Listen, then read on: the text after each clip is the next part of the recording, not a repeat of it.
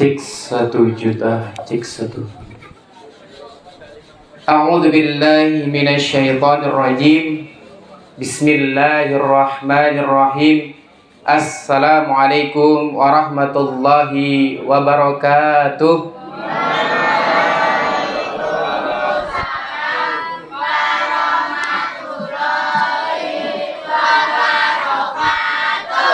Biasa encen ngoten niku Pak Bu. Setiap tempat anak-anak TPA niku selalu telat 5 detik. Betul? Saya ada pantun buat panjenengan. Ke pasar pagi membeli opak. Nah, ternyata lebih kompak anak-anaknya timbang bapak-bapak ibu-ibunya. Saya ulangi sekali lagi. Ke pasar pagi membeli opak. Membeli opak di warungnya Pak Desugi. Tamu undangan jawab salamnya kurang kompak.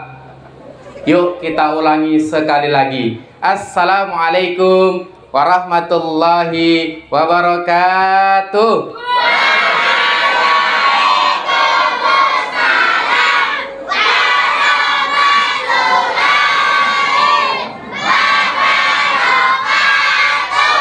Masya Allah, tabarakallah. Alhamdulillah. Alhamdulillahi rabbil alamin. Wabihi nasta'in wala umurid dunya waddin. Wassalatu wassalamu ala asrafil anbiya wal mursalin Sayyidina walana Muhammadin wa ala alihi wa sahbihi ajma'in. Qala Rasulullah sallallahu alaihi wasallam,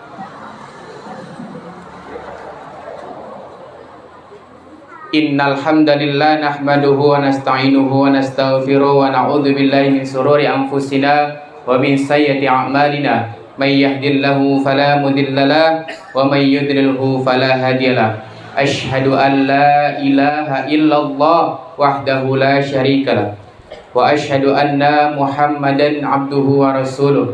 Allahumma shalli ala Muhammad wa ala ali Muhammad. Rabbi shrah li sadri wa yassir li amri wahlul 'uqdatam min lisani yafqahu qawli. Rabbana anzilna munzalan mubarakan wa anta khairul munzilin. Radina billahi rabba wa bil islami dina wa bi Muhammadin nabiyya wa rasula. Rabbi zidni ilma warzuqni fahma. Qala Allah Ta'ala fil Qur'anil Karim, A'udzu billahi minasy syaithanir rajim. Bismillahirrahmanirrahim. Ya ayyuhalladzina amanu taqullaha haqqa tuqatihi wa la tamutunna illa wa antum muslimun. Al-ayah. Shadaqallahul azim. Puji syukur kehadirat Allah Subhanahu wa taala atas limpahan nikmat kesehatan yang Allah berikan kepada kita. Bersyukur kepada Allah atas limpahan nikmat kesehatan yang Allah berikan kepada kita. Bersyukur kepada Allah atas limpahan nikmat waktu luang yang Allah berikan kepada kita. Dan yang paling penting dan yang paling utama, jamaah sekalian, yang Allah hadirkan dalam kehidupan kita, yakni adalah nikmat iman dan nikmat Islam. Kita doakan bersama-sama semoga yang pada hari ini saudara-saudara kita yang merasakan sakit, semoga Allah angkat sakitnya dan segera disembuhkan dan tidak meninggalkan penyakit-penyakit lain.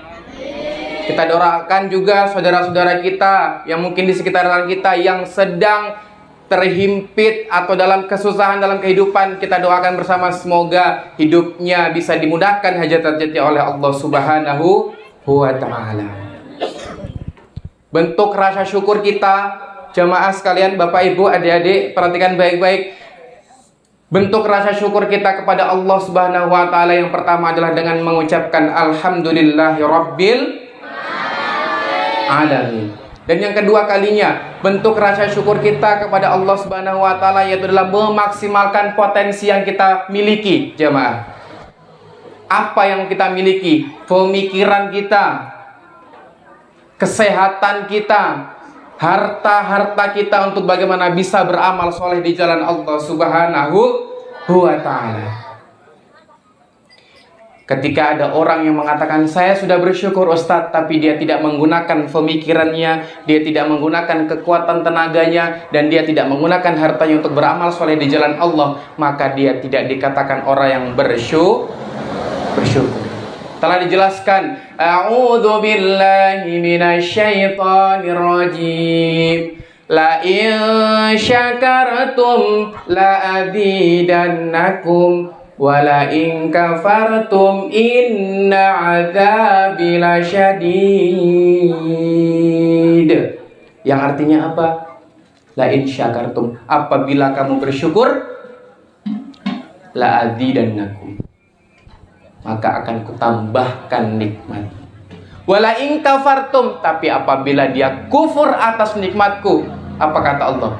Inna adzabi lasyadid, maka azabku sangatlah pedih. Semoga kita semua yang ada di sini, bapak-bapak, senior-senior, junior-junior, ibu-ibu semua yang di sini senantiasa termasuk ke dalam orang-orang yang pandai bersyukur. Amin ya rabbal alamin. Selanjutnya, sholawat bertangkaikan salam senantiasa tetap tercurah limpahkan kepada baginda kita, baginda Rasulullah Muhammad Sallallahu alaihi wasallam. Beliau adalah manusia terbaik yang pernah berjalan di muka bumi ini. Beliau adalah seorang kepala keluarga yang sangat luar biasa. Beliau adalah seorang kepala negara yang sangat luar biasa, yang senantiasa kita nantikan syafaatnya kelak di yaumil qiyamah. Amin ya rabbal alamin. Dan semoga kita semua yang ada di sini termasuk dalam umatnya sampai akhir zaman kelak. Amin ya rabbal alamin. Bu, pengajian belum dimulai kok sampun ngantuk jenengan ini. Pak. Ah, ini Bapak Dek. Sregep wong entuk panganan itu. Alhamdulillah, atas izin Allah Subhanahu wa taala kami diperjalankan ya dengan acara atau serangkaian acara dari Walimatul Khitan Ananda Safwan Fadlur Rahman, putra dari Ayahanda Mujiono. Kita doakan semoga Ananda Safwan Fadlur Rahman senantiasa bertumbuh menjadi anak yang soleh, berbakti kepada kedua orang tua, dan menjadi qurrata ayun. Apa itu qurrata ayun? Penyejuk hati. Ya, kita doakan bersama semoga generasi-generasi kita, semoga anak-anak cucu kita itu menjadi qurrata ayun, menjadi penyejuk hati. Ya. Jamaah sekalian dicintai Allah Subhanahu wa taala. Barangkali di sini ada yang belum kenal dengan saya, jamaah.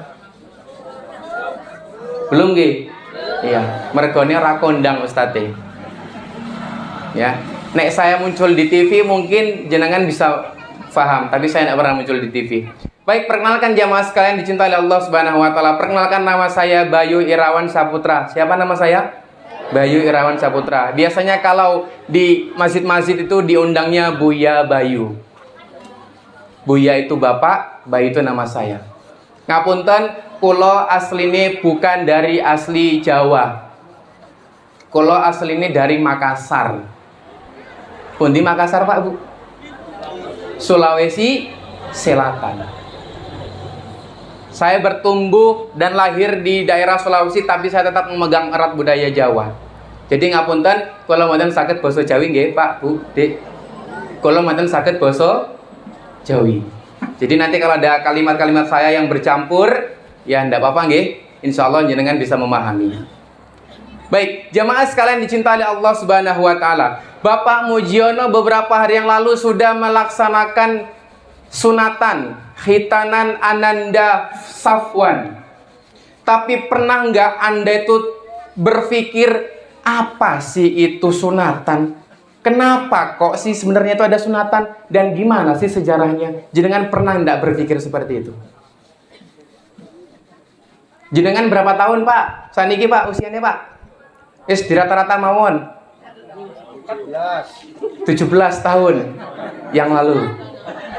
Rata-rata 50-60 tahun. Pernah ndak Anda berpikir, ngopo kok mbiyen aku ki tetaan? Ngopo kok mbiyen aku sunatan? Pernah ndak terpikir? Biar bagus. Dimodif nggih, Pak? Ananda Safwan, gimana bentuknya, aman tuh? Aman nggih? Utuh nggih? Iya.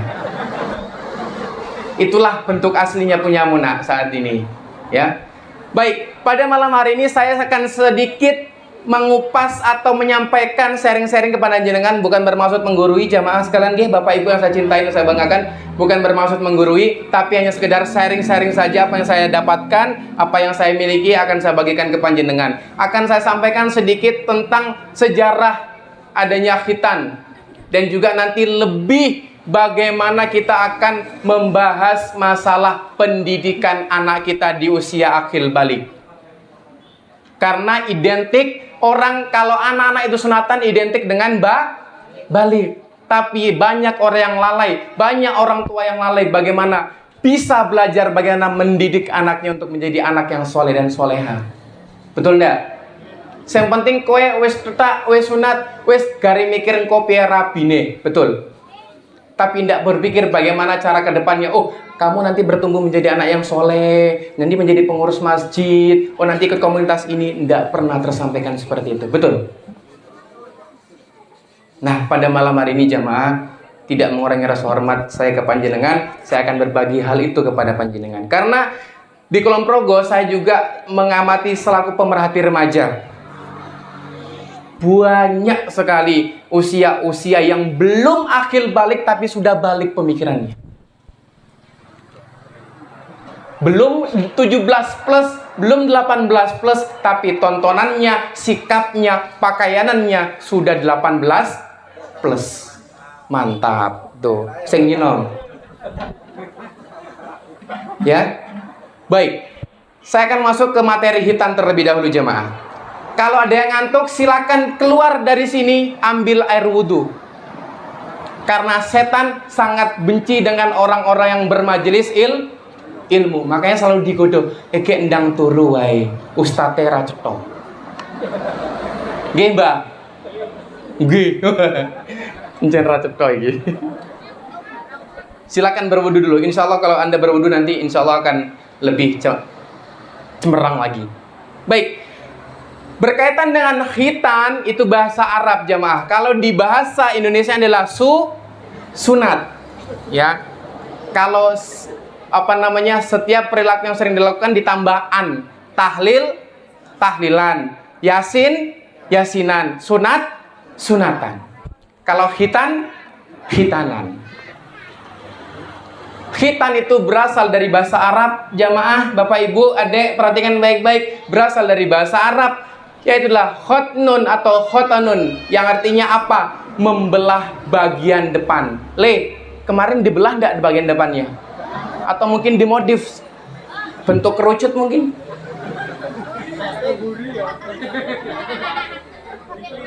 Ya, khotanun atau khotnun yaitu adalah apa? Membelah bagian depan. Mungkin saya cewek-cewek nggak bisa membayangkan nggih. Mungkin sing sepuh-sepuh jenengan-jenengan iki membayangkan, aku mbiyen ngono ya. Dan yang belum sepit, yang belum sunatan, hati-hati. Giliran kalian nanti ke depannya ya. Tinggal tunggu waktu saja. Antara berani karo duit Baik, secara umum jamaah sekalian yang cintai Allah Subhanahu wa taala, itulah membelah kulub. Kulub itu apa? Bagian depan yang tersentuh buangan air seni. Tahu air seni? Pipis, pintar. Ya, yang menyangkut pada kelamin. Ya, jadi biasanya kalau anak-anak itu belum sunat, ya kan, kadang habis pipis itu masih ada bekas-bekasnya, betul? Ya, kadang pliket Yohan. Nah, makanya nanti kenapa kok Islam mengajarkan atau Islam menyunahkan atau Islam menyuruh kita untuk bagaimana khitan. Baik, Sejarah khitan jamaah. Ada yang tahu nggak ya, sebelumnya saya tanya, ada nggak yang tahu sejarah sunatan itu bagaimana kisahnya?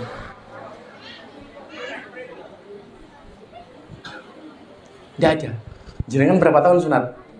Belum ada yang tahu sejarahnya. Baik, di kitab Mughni Al-Muhtaj, orang yang pertama kali khitan itu adalah Nabi siapa?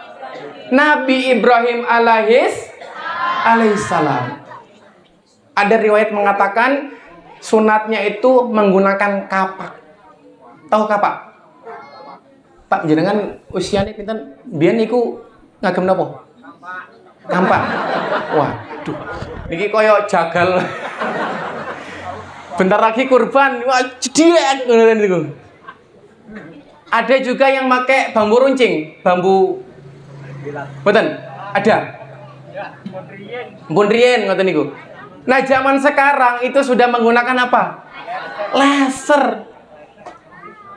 Anak pagi ini sunat, malamnya bisa lari-lari, Pak Bu. Udah nggak pakai sistem yang namanya perban, betul? Saya pernah cerita-cerita sama simbah saya dulu, bahwasanya, aku mbiyen niki 40 hari baru sembuh. Saya mikirin yuk jalannya pripun, Mbah, saya bilang gitu. Ya ngoten niku mengkangkang jalannya. Betul, Mbah? Belum ada obat, belum ada laser, belum ada Pak Mantri. Dulu masih tradisional banget, kata beliau itu. Maka, bocil-bocil, Anda ini yang generasi HP miring, bersyukurlah laser itu sudah mempermudahkan untuk sunat. Saya nggak membayangkan kalau kampaknya itu tumpul. Medet tetap berapa kali nih kok. Nah, tapi sekarang sudah ada mesin, tinggal pakai laser. Ya, paling ambu perengus nih. Yo Le, kemarin perengus nggak? Nah, kayak wong nyate tuh. Mateng. Dapat hadiah apa kemarin?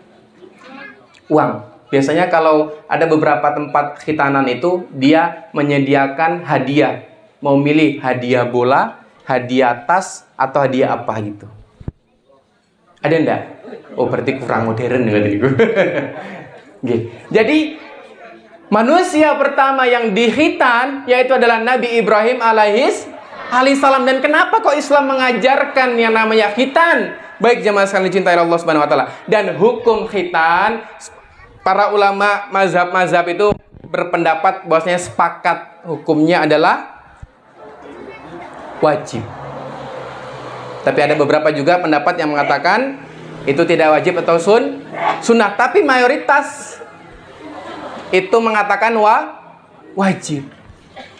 Jadi kalau di dalam Islam, ketika ada misalnya mu'allaf, ya, orang yang baru memasuk Islam, itu biasanya ada yang belum sunat, dianjurkan untuk sunat terlebih dahulu. Walaupun sudah punya anak 2, anak 3, anak 4. Jangan kepikir nggak alote kau yang ngopo niku.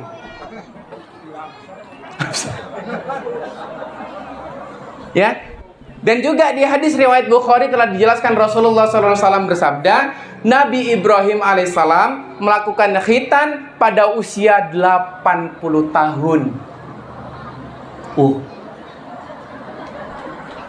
Usia 80 tahun. Dengan memakai kampak. Berapa usianya? 80 tahun. Dan nanti juga ada riwayat, ya, bagaimana Rasulullah juga menghitankan Hasan dan Husain itu di usia 7 harinya, bertepatan dengan akikohnya juga. Maka tak kaget kalau di daerah Lombok, tahulah daerah Lombok, mana Pak, Bu? Nah, Nusa Tenggara sana, itu bayi baru brojol sehari 2 hari, seminggu itu sudah disunat. Karena memang ada tuntunannya seperti itu. Ananda usia berapa tahun Ananda? 12 tahun. Berarti sudah mau menjelang balik. Sudah balik belum? Balik kanan, balik kiri. Nah, nanti akan saya sampaikan. Dan waktu pelaksanaan khitan itu bebas, monggo, tergantung kemampuan seorang orang tua tersebut. Ya, kadang masa-masa liburan sekolah niki pada minta sunat, betul? Kadang rumah sini sunat, tetangganya Mary, Pak, aku ya harap sunat juga. Itu terjadi di desa saya sana. Hari ini sunatan, besoknya temannya juga minta sunat. Dan usianya pun beragam. Tapi kalau sekarang, usia modern seperti ini, kayaknya kalau usia-usia belasan tahun ke atas, kayaknya udah nggak wangun ya. Kalau misalnya sunatan tuh. Sunatan tuh paling usia-usia SD, betul. Kalau saya dulu kelas 3 SD. Jadi kan kelas berapa Pak? Ananda kelas berapa sekarang? Kelas 6 SD. Nah, rata-rata kelas 5, kelas 6 SD sekarang sudah mulai sunatan. Terus selanjutnya dalil khitan. Nah, biar lebih kuat tentang khitan ini akan saya sampaikan dalilnya. Di Quran surah An-Nahl ayat 123 dijelaskan bahwasanya kemudian kami wahyukan kepadamu Muhammad, kata Allah, ikutilah agama Ibrahim yang lurus, yang hanif, dan dia bukanlah termasuk orang yang musyrik. Ya, jadi Nabi Ibrahim ini, Pak Bu, kenapa kok ketika kita misalnya syahadat, betul, tahiyat itu, kenapa kok Nabi Muhammad itu selalu disandingkan dengan Nabi Ibrahim, betul? Allahumma sholli ala Muhammad, monggo ya, yang pakai Allahumma sholli ala Sayyidina Muhammad juga monggo. Allahumma sholli ala Muhammad wa ala ali Muhammad kama sholaita ala Ibrahim wa ala ali Ibrahim. Kenapa kok selalu disandingkan antara Muhammad dan Ibrahim? Kenapa? Karena Nabi Ibrahim itu ketakwaannya hampir sama dengan Muhammad Sallallahu Alaihi Wasallam. Dan perjuangannya beliau sangat luar biasa. Bagaimana waktu itu menghancurkan berhala di Mekah, di Ka'bah tersebut. Baik, jemaah yang dicintai Allah Subhanahu Wa Taala. Berkaitan dengan khitan ini juga, Abu Hurairah telah menjelaskan juga bahwasanya Rasulullah SAW bersabda, ya, al-fitratu khamsun, al-khitanu wal istihdadu wa qussus syaribi wa taqlimul adfari wa naqful abati. Artinya apa? Ada 5 macam fitrah. Macam fitrah. Fitrah itu apa? Yang bersangkutan dengan diri manusia. Semua manusia pasti memiliki fitrah tersebut. Yang pertama, khitan. Pria khitan. Wanita juga sepit juga nggih, Bu? Ada riwayat juga bahwasanya seorang wanita juga khitan. Siapa? Wanita pertama yang disunat siapa? Istrinya Nabi Ibrahim. Tapi saya nggak membahas masalah wanita, nggih. Soalnya saya nggak tahu konsep wanita itu gimana cara sunatnya. Ada yang tahu cara sunatnya gimana wanita? Nggak ada yang tahu. Ya sudah, nggak apa-apa. Yang kedua, fitrah dari manusia adalah mencukur bulu kemaluan. Ya.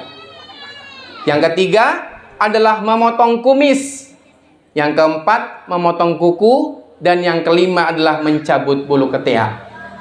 Di hadis ini telah dijelaskan atau makna atau ibroh atau pelajaran yang bisa kita dapatkan bahwasanya manusia itu tidak bisa mengendalikan dirinya sendiri.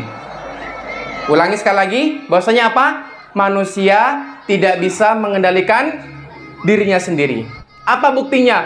Rambut bisa nggak kita tahan untuk bagaimana nggak bisa tumbuh? Kalau pakai obat-obatan misalnya. Pernah nggak berpikir, bisa nggak kita menahan kuku-kuku ini nggak tumbuh? Pernah nggak berpikir bulu ketiak kita ini bisa nggak tumbuh? Itulah karena manusia lemah. Tapi sekarang banyak orang-orang atau ada oknum-oknum yang bisa katanya, ya, bisa katanya mengatasi yang namanya cuaca. Paham maksud saya? Jangankan menganu cuaca, menganu dirinya saja belum bisa. Faham maksud saya? Mengendalikan cuaca saja dia nggak bisa, apalagi dirinya. Contoh, yang viral waktu itu di sirkuit MotoGP, tahu? Dia punya usut apa? Seorang pawang. Dia bisa mengendalikan, tapi bisa nggak dia mengendalikan rasa laparnya?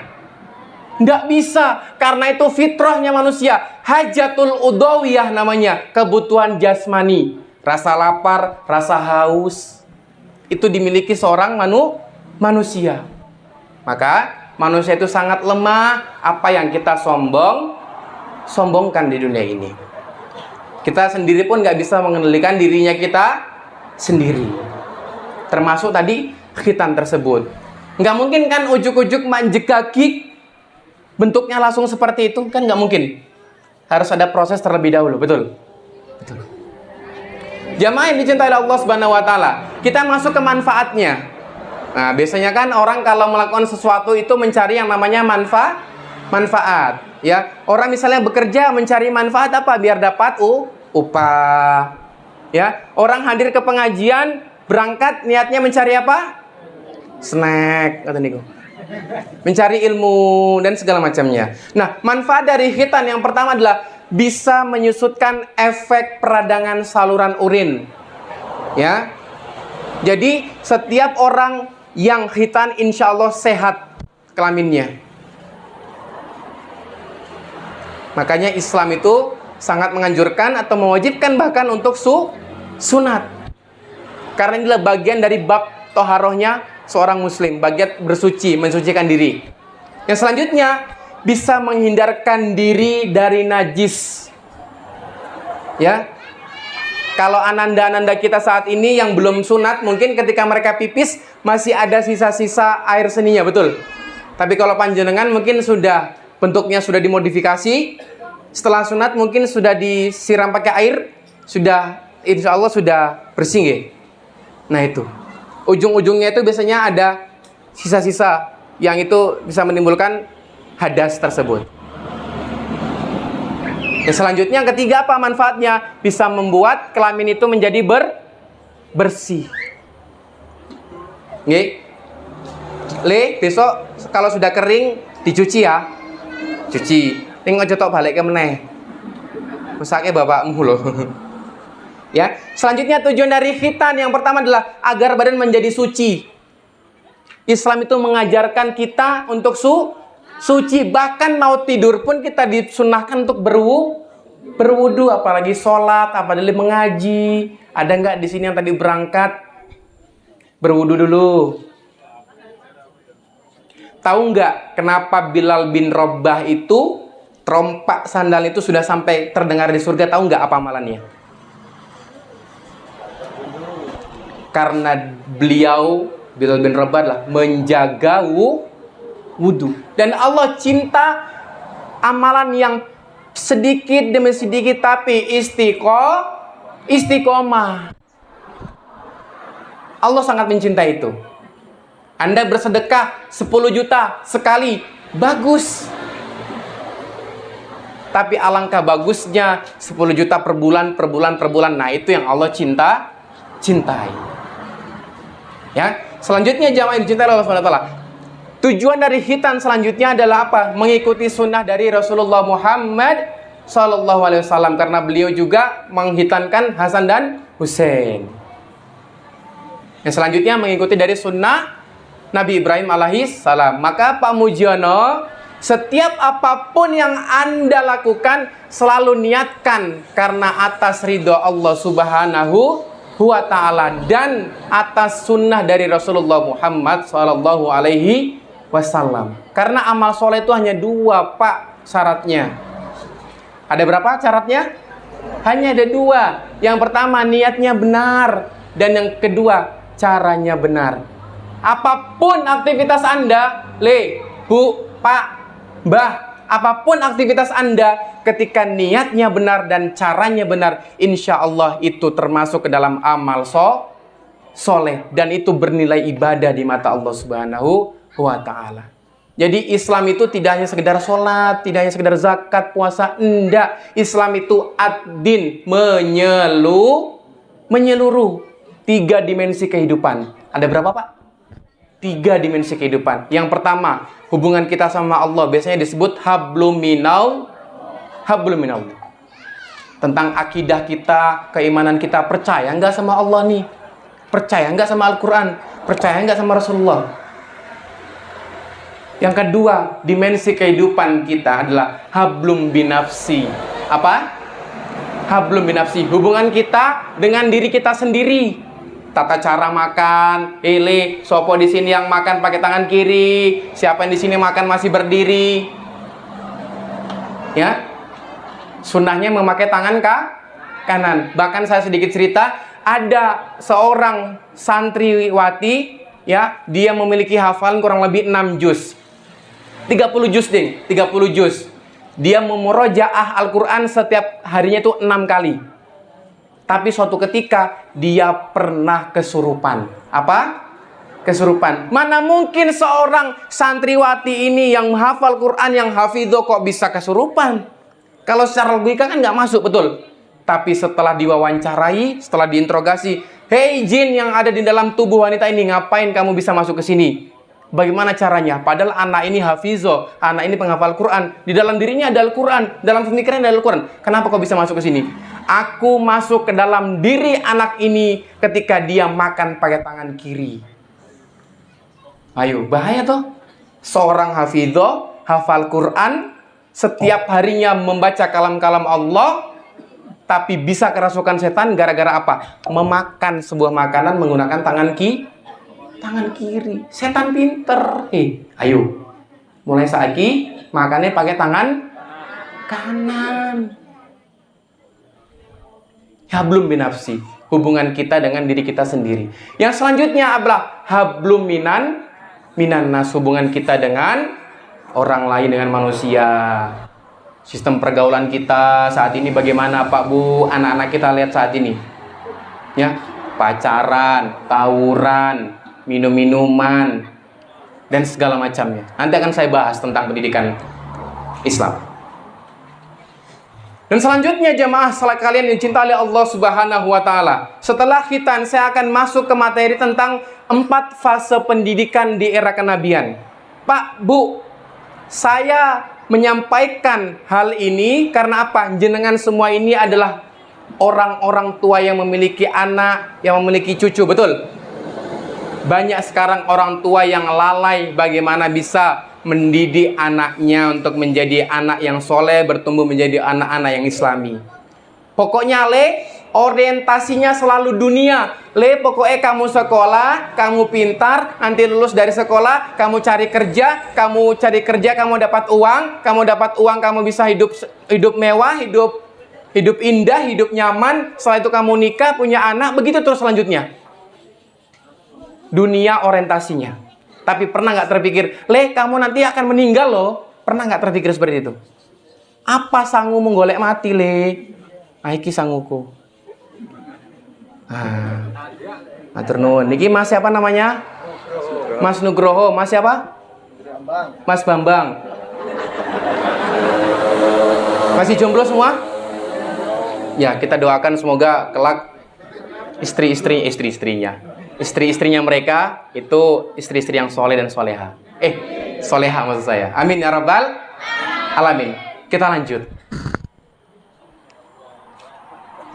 Setelah pulang dari sini, saya menyampaikan materi tentang fase-fase pendidikan Anda harus terapkan dalam anak Anda.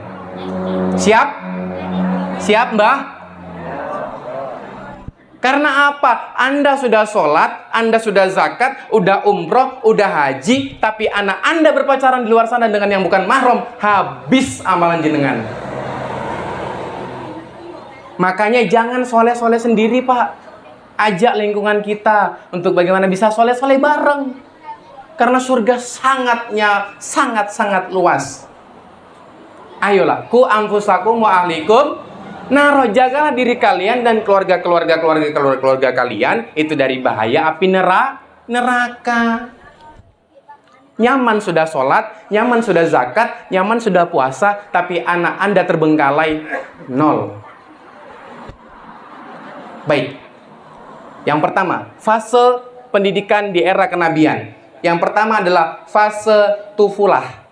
Ini jenjang usia 0 sampai 7 tahun. Apa yang dilakukan? Membentuk akidah dan keimanan. Akidah ini, Mbah, Pak, Bu, Mas, Dek, akidah ini ibarat pohon itu adalah apa? Akarnya. Pohon yang menjulang tinggi, buah yang banyak, akarnya itu mudah roboh. Bukan sebuah pohon yang berkualitas. Tapi pohon yang berkualitas itu berasal dari akar yang kuat. Maka tanamkanlah akidah dan keimanan di dalam anak-anak Anda di usia mulai dari 0 sampai 7 tahun. Ya, kenalkan mereka sebelum bisa berbicara, kenalkan Allah Tuhanku. Biasanya saya gitu sama anak saya. Allah Tuhanku, walaupun belum bisa berbicara, minimal rekamannya sudah ini. Ya. Tapi kalau yang masuk memang lagi cantik, ya, dan segala macamnya, maka akan bahaya jemaah. Yang perlu kita tanamkan adalah akidah dan keimanan. Sampaikan, ini Rasulullah, Islam agamaku, Muhammad nabiku, Allah Tuhanku, Al-Quran kitabku. Diajarkan seperti itu agar apa? Mereka yakin dulu sama Allah Subhanahu wa taala. Sekarang saya tanya, Anda yakin nggak 100% sama Allah?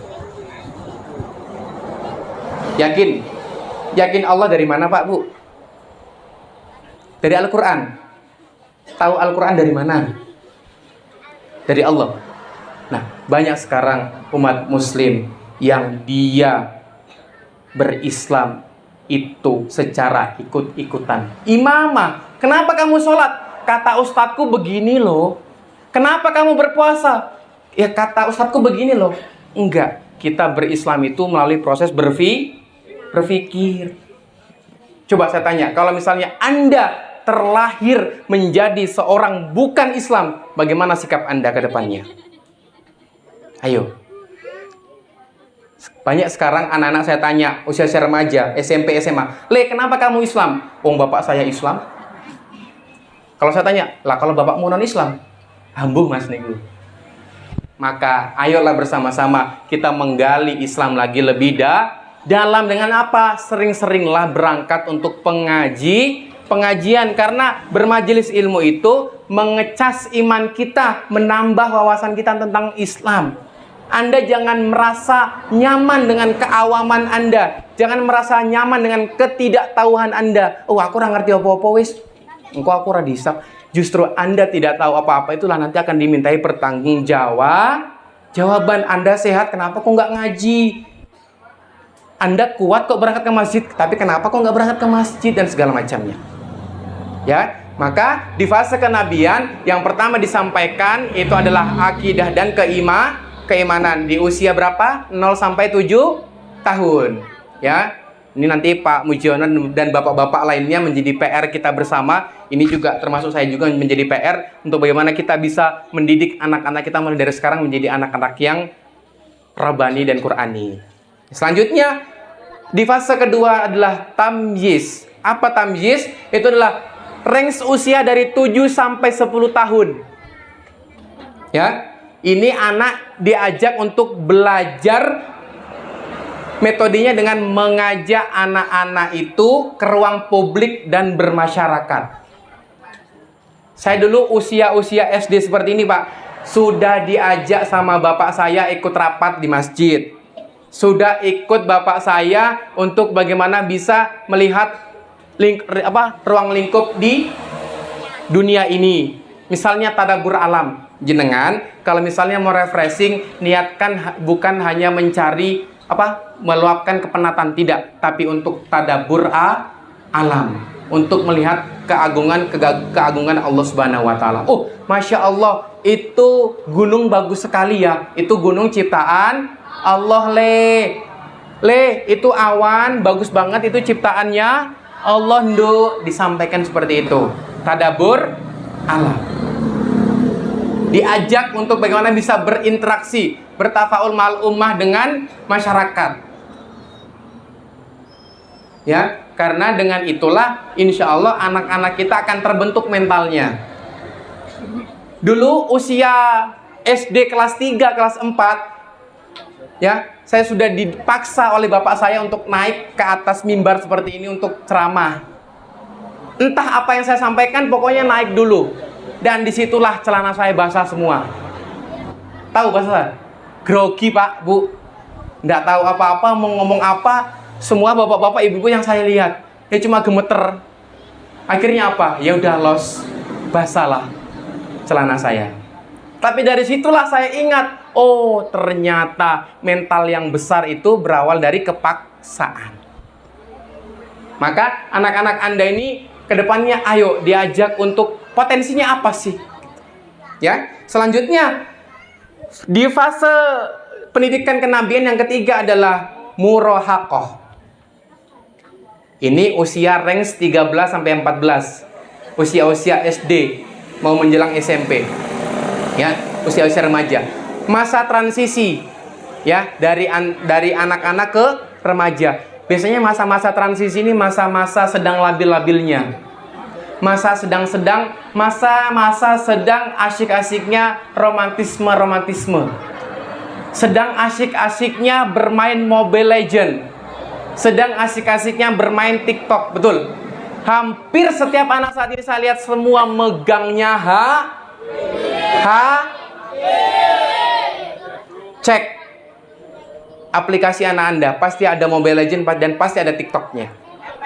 FF, generasi FF. Jenengan tahu enggak? Enggak akan tahu. Anak Anda bermain HP di depan, di kamar, Anda nongkrongin yang cakro. Ya, maka urgensinya bahayanya usia 13 sampai 14 ini adalah masa transisi. Masa ingin tahunya sangat tinggi. Oh, kayak bapakku kok udut ya.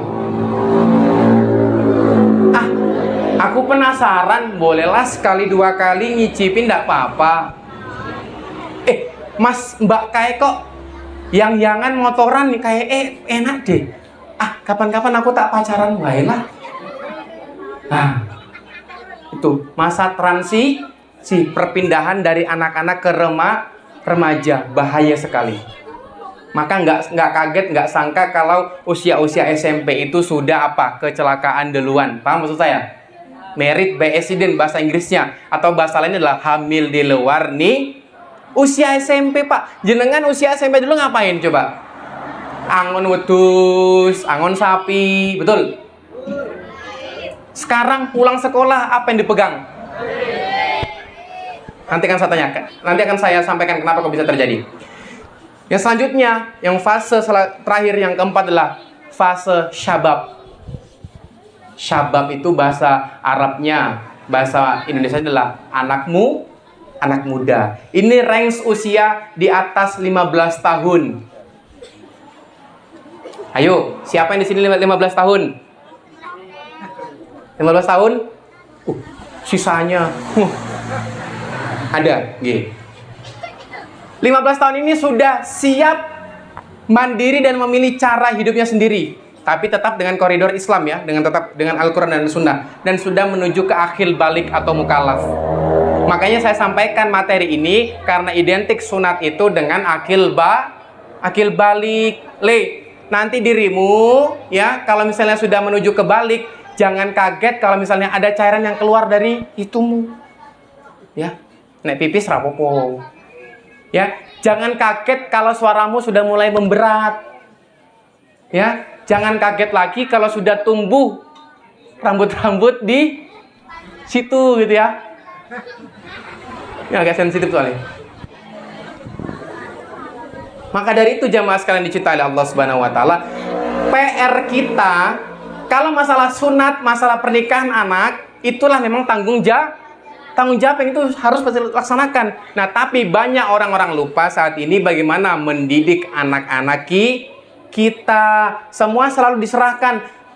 Pak Ustadz, saya serahkan anak saya ke TPA nggih. Padahal miniatur peradaban di dunia ini adalah dari rumah.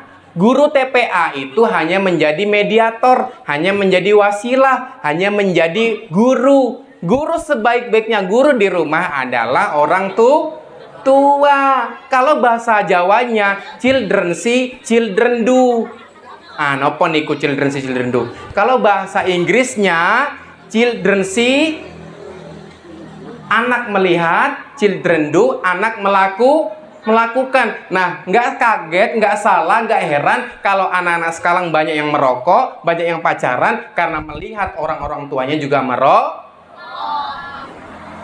Nggak salah, nggak kaget, nggak heran kalau anak-anak kita saat ini berpacaran karena melihat mbak masnya juga berpacaran. Makanya bahaya yang namanya media. Ya, Anda punya cita-cita untuk bagaimana bisa menyolehkan anak Anda, tapi Anda sendiri sudah punya proses enggak untuk soleh?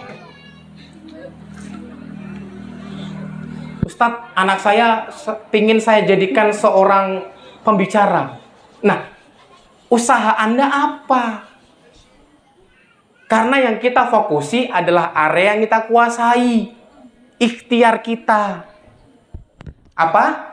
Ikhtiar kita, dan itu akan dihisap oleh Allah Subhanahu wa taala. Masalah hasil itu area yang menguasai diri kita, dan itu akan Allah yang menyelesaikannya. Maka niatkanlah ketika mendidik anak itu, yang pertama adalah mencari ridho Allah Subhanahu wa taala, bukan karena perintah guru, bukan karena perintah ustadz, tapi karena perintah Allah Subhanahu wa taala untuk mendidik anak-anak. Ini anak-anak kita ini adalah investasi akhirat. Kalau anak-anak Anda kita soleh dan soleha, insya Allah Anda akan memanennya kelak di akhirat. Ada 3 amalan yang akan kita bawa mati. Istri-istri cantik kita tinggalkan, suami-suami kita akan kita tinggalkan, rumah yang megah akan kita tinggalkan, ya, sawah yang luas akan kita tinggalkan. Hanya ada 3 yang kita bawa. Apa yang pertama? Ilmu yang bermanfaat. Ajarkan anak-anak Anda ilmu yang bermanfaat. Sekarang, Masya Allah, Subhanallah, orang-orang tua di sosial media itu sudah ngajarin anaknya, nduk, iki loh cara TikTok yang baik dan benar sesuai SOP yang ada. Berlenggak-lenggok di depan TikTok, memamerkan tubuhnya dan segala macamnya. Ya, secara tidak langsung dosa jariahnya mengalir ke panjenengan. Anak Anda, mohon maaf, apalagi yang punya anak cewek, hati-hati dijaga benar-benar. Hei yang cewek-cewek, hei yang mbak-mbak, mana? Anda bisa memilih mau menjadi seorang mutiara atau menjadi seorang kerikil di pinggir jalan. Ya, kalau menjadi kerikil di pinggir jalan, Anda mudah didapatkan orang lain dan Anda mudah dibuang oleh orang lain. Tapi kalau Anda, cewek-cewek, mbak-mbak, menjadi seorang mutiara, akan diambil oleh orang-orang yang benar serius dengan Anda, menyelam terlebih dahulu, mencari, berkorban, dan diangkat ke permukaan dengan sebuah keistiqomahan, dengan sebuah perjuangan yang itu perjuangannya baik. Anda mau memilih. Dan Anda sebagai orang tua juga bisa memilih anak Anda mau menjadi anak yang mutiara atau kerikil di jalanan. Berat, Pak, menjadi orang tua, betul? Berat, makanya perhatikan baik-baik. Dukunglah bapak ibumu untuk bagaimana bisa mendidik Anda, ya. Ya, nek dikandani manut. Nggih. Kon jarengi manut, kon ngepel manut. Karena itu bentuk apa? Birrul walidain. Tahu nggak siapa manusia yang nggak terkenal di dunia tapi terkenal di langit? Tahu nggak siapa? Siapa? Uwais Al-Qarni. Dia nggak pernah terkenal di dunia. Siapa itu Uwais Al-Qarni? Siapa itu Buya Bayu? Nggak terkenal. Tapi apa amalan Uwais Al-Qarni? Apa amalannya? Dia patuh dan taat kepada ibunya. Yo, maka dari itu, anak-anak sekalian dicintai Allah Subhanahu wa taala, yo Ananda Safwan, kamu sudah besar, sudah menuju ke akhir balik, ya. Ketika orang tuamu menyampaikan sesuatu, maka manuto, selama itu kebaikan ngikut. Saya pernah mendapatkan anak-anak, kamu kenapa pacaran? Orang tua saya saja menyetujui saya pacaran, kenapa Mas Bayu yang marah-marah? Ingat, perhatikan ya. Ridho orang tua itu ketika melanggar dari aturan Allah, maka bukan menjadi standar kebenaran. Orang tua saya bolehin kok keluar malam ke pasar malam sama cowok saya, enggak apa-apa. Orang tua saya saja fine-fine aja. Yang penting nanti pulang bawa bakso, bawa martabak, aman kok. Bukan menjadi standar kebenaran. Ya, wala taqrabus zina. Janganlah engkau mendekati zina. Mendekati saja tidak boleh, apalagi melakukannya. Ayo, wahai bapak-bapak, Anda ini tugasnya berat selama di dunia ini. Ya, Anda ini diciptakan di dunia ini menjadi seorang khalifah. Ketika dia jomblo, dia memimpin dirinya sendiri untuk bagaimana bisa taat kepada aturan Allah. Kalau dia menjadi kepala keluarga, sudah punya anak, sudah punya istri, dia pastikan anak istrinya ini patuh kepada aturan Allah. Berat enggak sebagai orang tua? Berat enggak sebagai kepala keluarga? Berat. Makanya, hai istri, manuto sama suami. Ya. Jangan menolak. Menolak. Ini beda persepsi. Maksudnya ketika ada perintah dari suami, patut dan perhatikan baik-baik. Niat kita untuk patuh kepada istri atau kepada suami bukan karena sosok suami atau sosok istrinya, bukan, tapi karena perintah Allah. Anda kalau melakukan sesuatu karena perintah Allah, insya Allah akan enak jalannya. Dan Anda kalau melakukan sesuatu berharap kepada makhluk, pasti ujungnya akan kecewa. Anda masak, oseng. Bapaknya makan, kok keasinan niki, ora koyo biasane. Nah, ketika kita berharapnya kepada suami, maka kita akan kecewa. Tapi kalau kita perintahnya atas izin Allah, karena perintah Allah, enggak apa-apa. Ini bentuk saya mengabdi kepada suami, kepada Allah, maka akan saya perbaiki ke depannya. Beres. Anda, anak-anak, bocil, ya, yang seorang pelajar, niatkan Anda belajar itu karena Allah, karena kita diperintahkan dalam Islam untuk belajar. Ya, karena perintah Allah Subhanahu wa taala, maka ketika orang tua menyuruhnya, Anda juga harus siap. Seperti itu jamaah setelah Allah Subhanahu wa taala. Ya, maka jamaah yang dicintai Allah Subhanahu wa taala, ini PR berat kita Bapak Ibu sekalian. Bahwasanya miniatur peradaban itu datangnya dari rumah masing-masing. Ya. Jadilah percontohan. Kadang anak-anak kita itu ya tidak suka dia omongi. Paham? Tapi lebih suka diajak omong. Karena apa? Seorang bapak, seorang orang tua itu, kepala keluarga, harus juga selain menjadi kepala keluarga, menjadi sahabat mereka. Betapa banyak Pak Bu, anak-anak cewek, anak-anak cowok yang dia punya HP, ketika ada permasalahan dalam keluarga, dia masang story-nya, curhatnya di story WA. Betapa banyak saat ini. Karena apa? Tidak ada kedekatan antara anak dengan orang tua saat ini. Ya, ketika mungkin anaknya pulang kerja, pulang sekolah, wes HP sing dipegang, betul. Dan bapaknya sama ibunya juga luweh-luweh. Yang penting anakku anteng. Betapa banyak anak-anak saat ini usia-usia kecil, mereka ini ketika HP, nyo HP. Nyo HP, dikasih HP. Akhirnya apa? Ketika dia memiliki permasalahan hidup, curhatnya ke sosial media. Dia gelisah, dia galau, akhirnya nonton YouTube. Akhirnya orang tua hanya menjadi pajangan. Bedakan dengan jenengan dulu.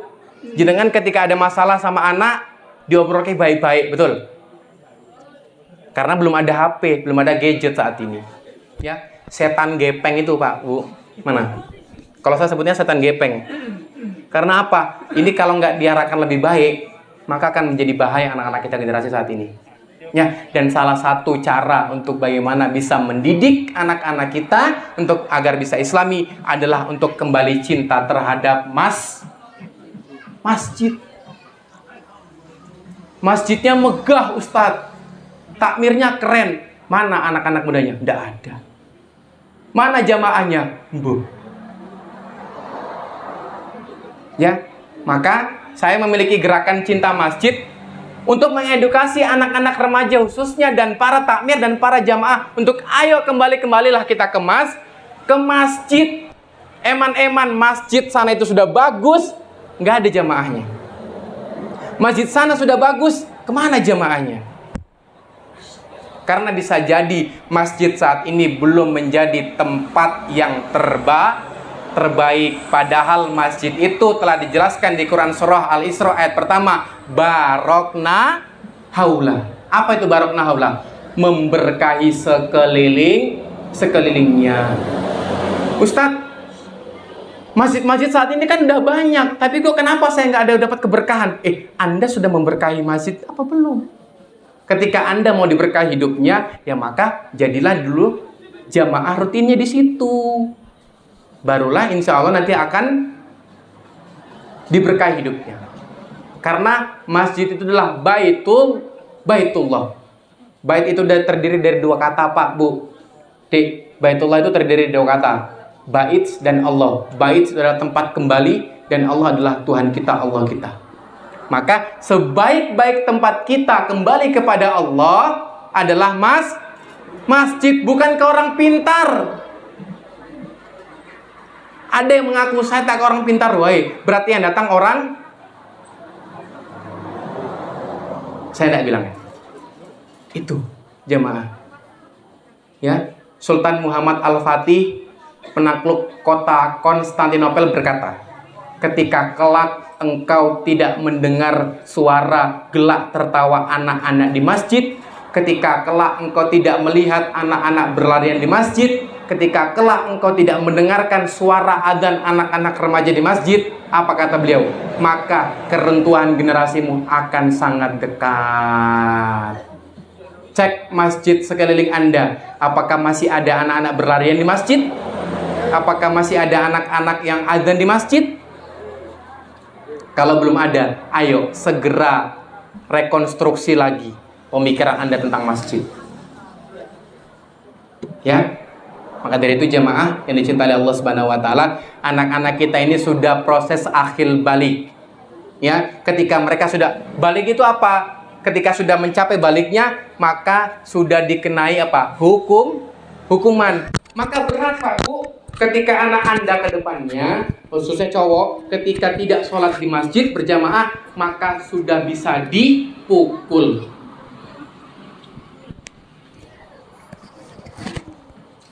Ya, Anda Safwan, Anda sudah sudah sunat, maka sholatnya diperbaiki, ya. Perhatikan kata saya, G. Wah, ini kayak interogasi. Bener, Pak. Anak saya itu masih kecil, saya sampaikan begitu.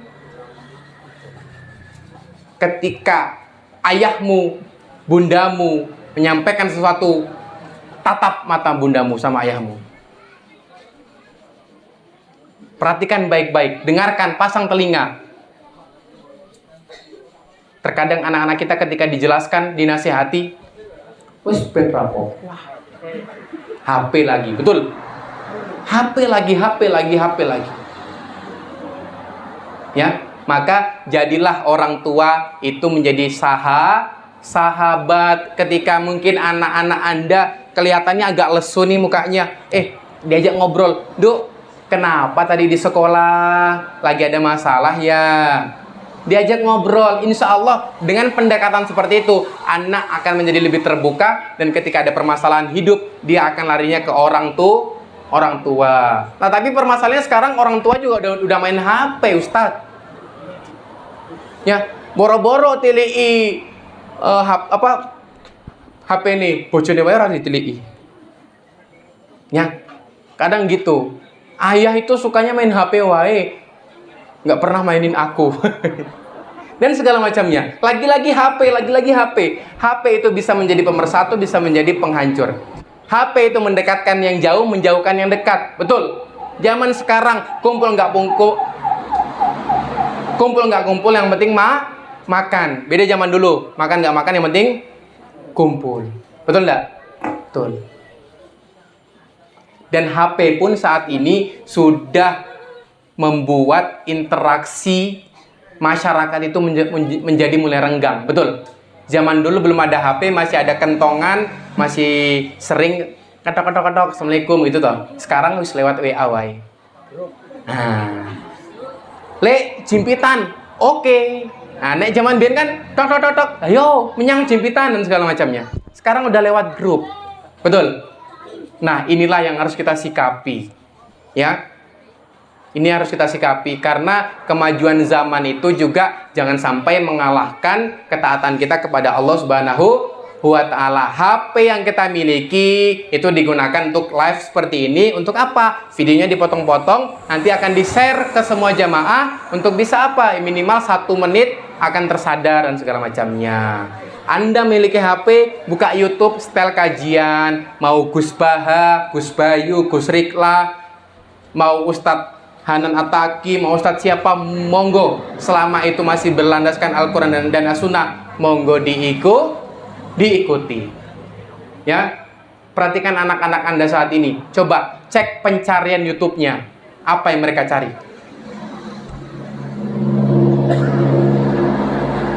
Saya pernah mendapatkan salah satu anak-anak remaja, ya, anak-anak remaja, usia-usia mereka begini. Saya buka YouTube-nya, astagfirullahalazim, isinya 18 plus semua. Astagfirullah. Dan itu orang tuanya tidak tahu, ngertinya apa? Ngerjain tugas. Ini anak-anak perhatikan baik-baik, ya. Ketika Anda izinnya mau tugas, ya kerjakan tugas. Banyak sekarang anak-anak itu yang, Pak, Bu, aku izin garap tugas yo. Akhirnya apa? Malah nggak garap tugas. YouTubean. Pak, Bu, minta kuota, minta duit untuk beli paketan. Akhirnya apa? Buat main TikTokan segala macamnya. Ya, maka dari itu jamaah perhatikan baik-baik, di kehidupan manusia, khususnya anak remaja ini ada namanya ghorizoh atau naluri. Ya.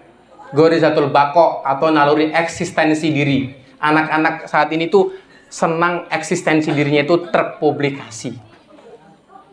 Oh, aku ayu, bolehlah TikTokan gitu. Padahal dia tidak sadar TikTok itu dilihat ribuan orang di seluruh dunia ini. Ketika orang yang melihat menimbulkan syahwat, maka dosa jarinya akan mengalir. Maka bahaya sekali jamaah. Ya. Ayo anak-anak sekalian dicintai Allah Subhanahu wa taala, perhatikan baik-baik apa nasihat dari guru, apa nasihat dari ustadz-ustadz TPA, apa nasihat dari bapak ibumu, harus ingat, harus diperhatikan. Tugas kalian saat ini adalah belajar. Apa? Belajar. Iya Ustadz, belajar mencintai dia. Friend. Iya.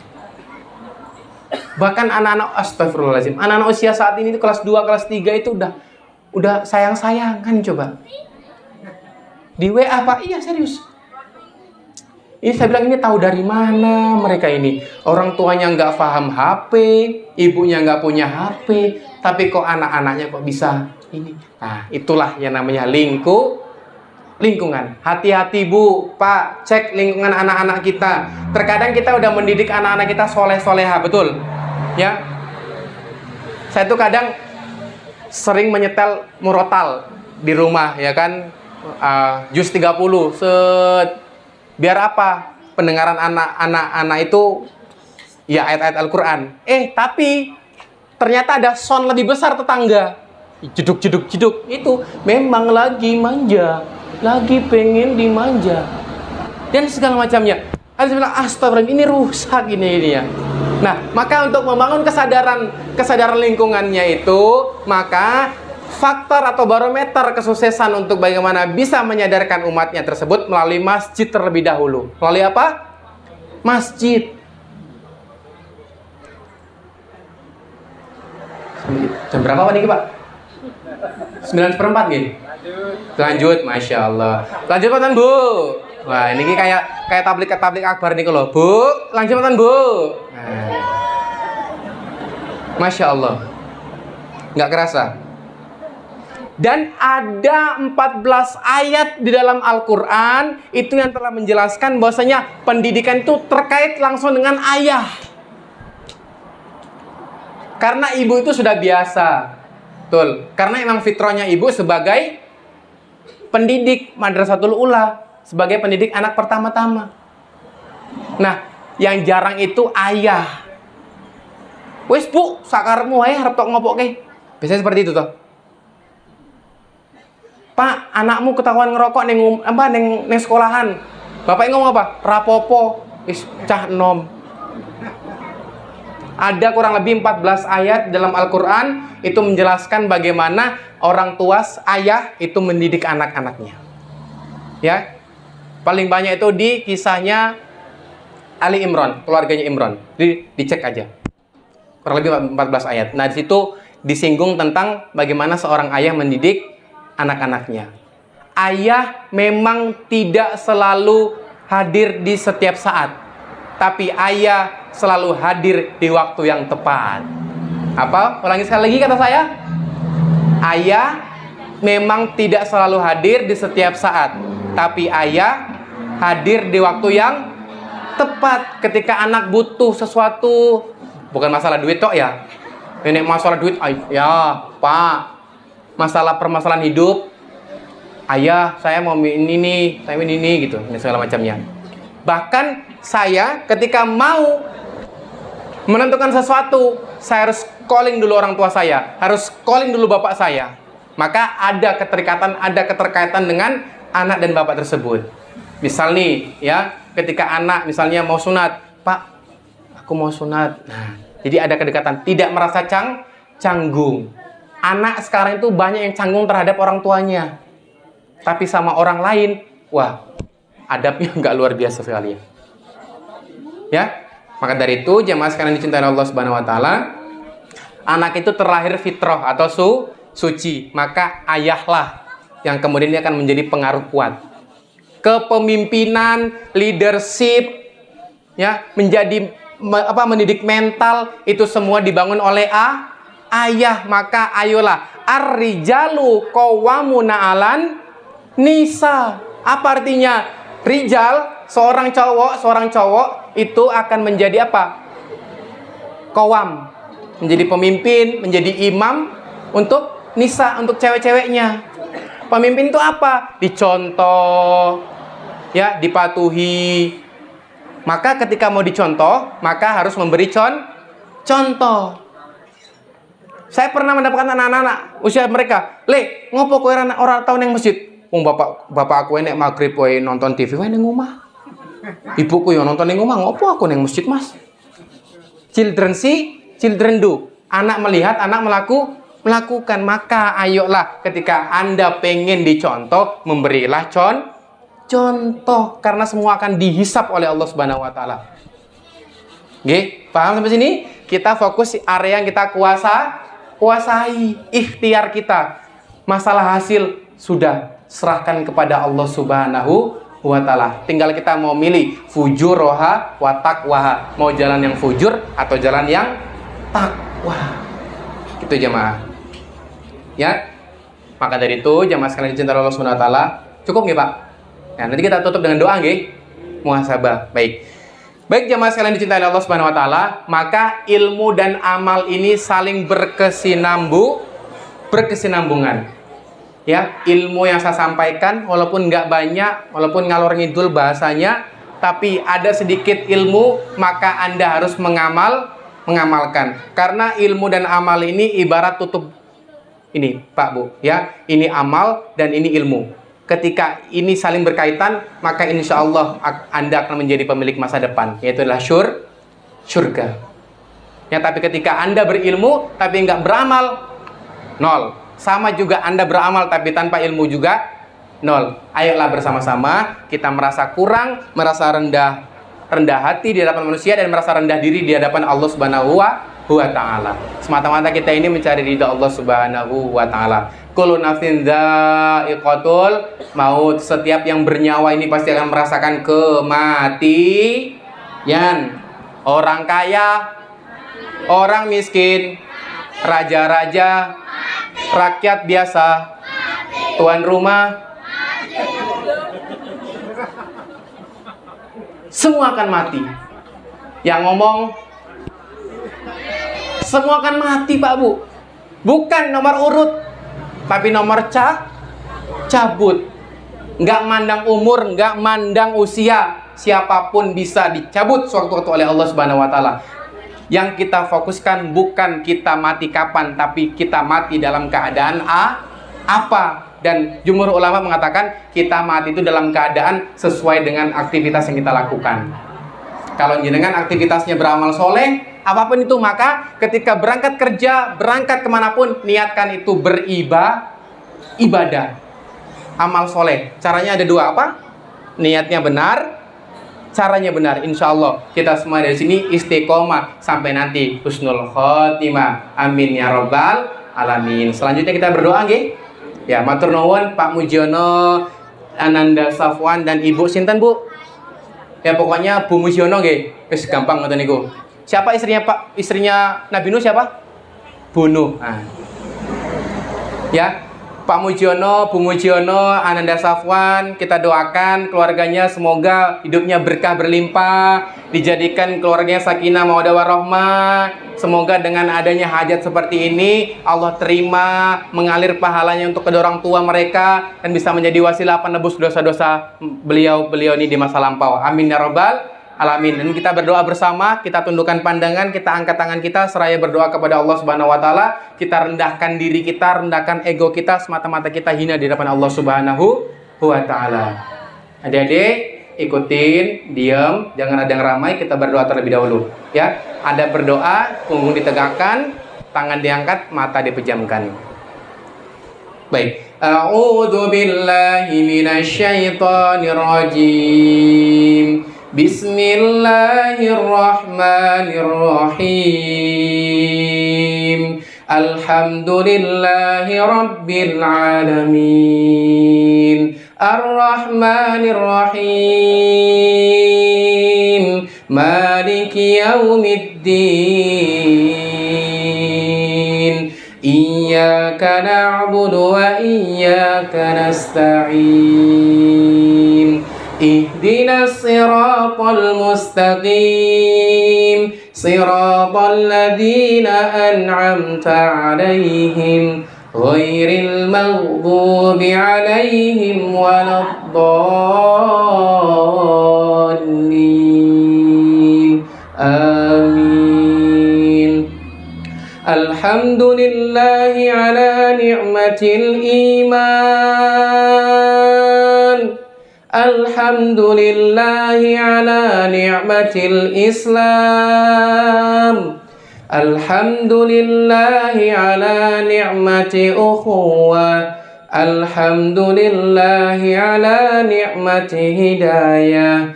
Alhamdulillahi 'ala ni'matil Qur'an. Alhamdulillahi 'ala ni'matid da'wah.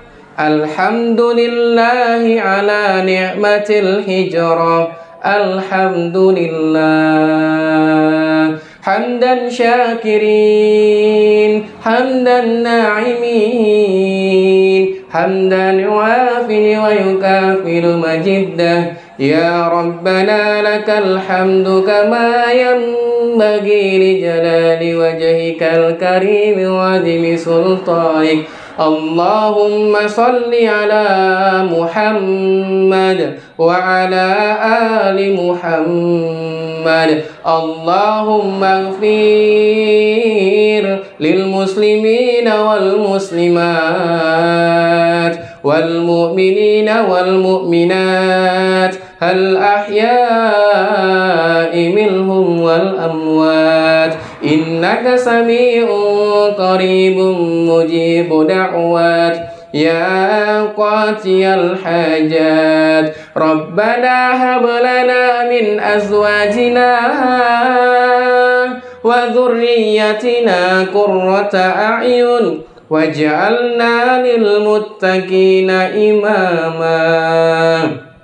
ربنا ولا تحملنا ما لا طاقة لنا به واعف عنا واغفر لنا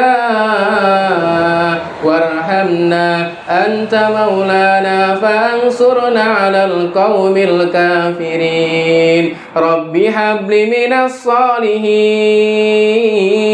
رب هب لي من الصالحين رب هب لي من الصالحين ربنا أنزلنا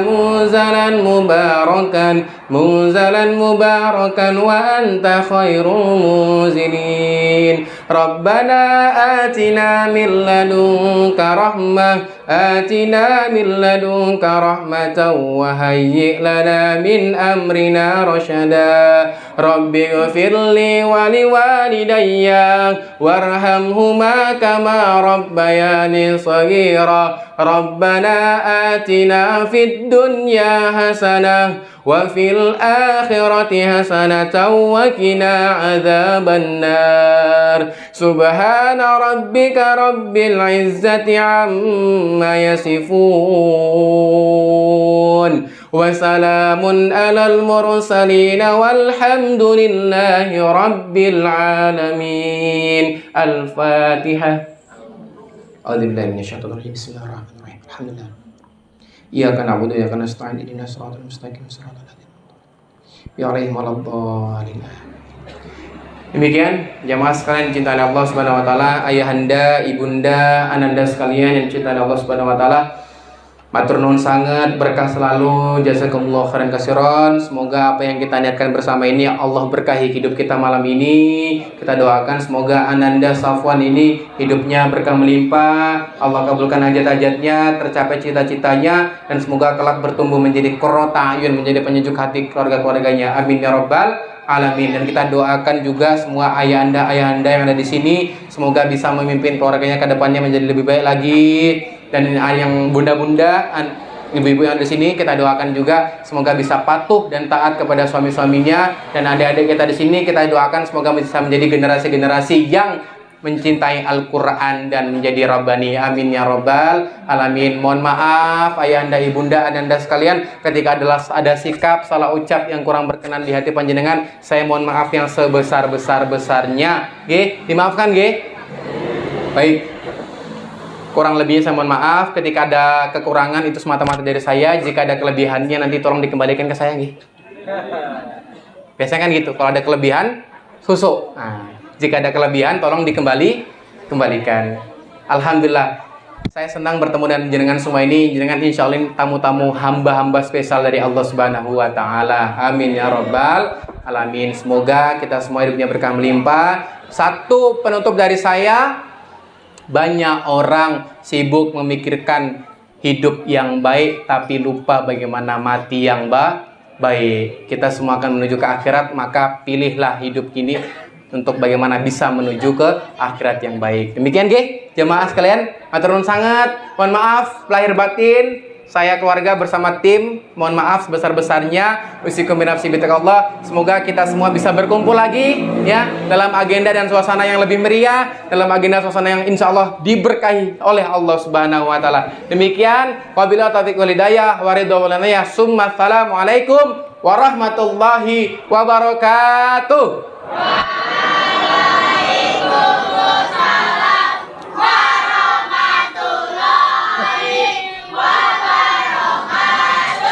Insyaallah. Ini Ustadz TPA-nya mana ini? Ya Mas, tutup. Oh, Ustadznya nggak ada, tutup.